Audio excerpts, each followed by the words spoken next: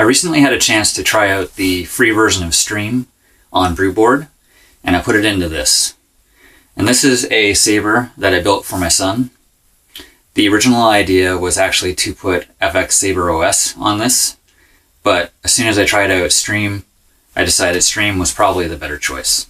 There are a few reasons why, but mostly it's ease of use. Like I said, this is for my son. I want it as easy to use as possible. So this is Stream on a Brewboard.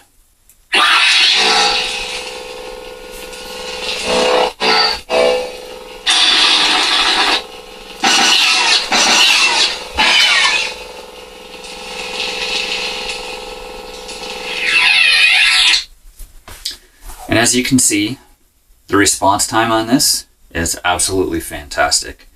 The motion engine stuff that Jake wrote is top notch. Absolutely no complaints with how this works. The menu system is also extremely easy to use. My son goes in there all the time, sets colors.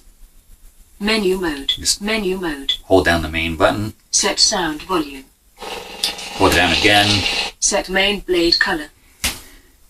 And then also, I use the app to go in and change some of these profile colors to colors that my son likes. And that was dead simple. So here's a white that I added. Really simple to do. I didn't have to go through editing any config files or anything. I just did it right from the app. Really good user experience. Set flash color. I kind of like that. Leave that. Set swing sensitivity. My son doesn't usually mess with the sensitivity. Set flash sensitivity. He usually just leaves those alone. 7. It's all configured. There are a couple of things that I kind of wish were different. They're not complaints. Think of them more like feature requests. The first one, I reached out to Jake and talked to him about this just briefly, is the main button, you'll notice, doesn't light up. And that's because Stream is expecting pin 11 for the accent LED, which I assume Stream Core board uses. But FX Saber OS and Brewboard are both set up for pin 14. So if you're changing over from FX Saber OS to Stream, that's something that you'll have to consider. And on Brewboard, it's actually not too bad. Pin 11 is broken out right next to, or fairly close to, pin 14. I haven't changed it on this yet because the way that I built this saber, I'd have to rip the whole thing apart just to change the pins, and I can live without it for now. If I go in there to do anything at some point, I'll probably change it over, but for now, it's not really worth the hassle. The only other thing that is a feature request is battery level check. There's no way to check the battery level on this. So the only way to know that the battery is going is when the saber starts misbehaving. Now, that hasn't actually happened on this yet because the way that I have it set up, I just go in with a multimeter and I check it every once in a while. And so far, I've been able to catch it.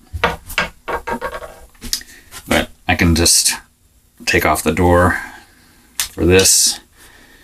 And then I just take multimeter and touch ground and VCC and see if the battery's dead or not. And then if it is, it's going, I just charge it up, no problem. But that's not exactly something my son can do. So it would be nice if it was a little bit easier. If we could check that from a menu, or a menu option. That would be kind of nice. But like I said, it's a feature request. It's not a complaint. I don't want to complain about anything on this. This is a great operating system. It's fantastic that there is now another choice for Brewboard. So now you've got FX Saber OS and you've got Stream, free version, which is really great. Oh yeah, the other thing is since Jake has updated it, this is now the 2-font version, so you can just hold down the aux button. Jaina, Sword of Jedha. And now we're in another font that my son really likes, which is a Jaina. Which actually looks pretty good on this particular hilt. And I think it's got a white flash.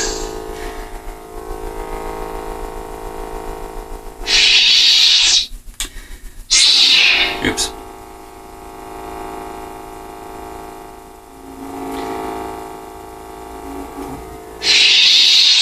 Okay. So overall, this is absolutely great. Wanted to say thank you to Jake and let everybody know that you can now use Stream on a brew board. Thanks for watching.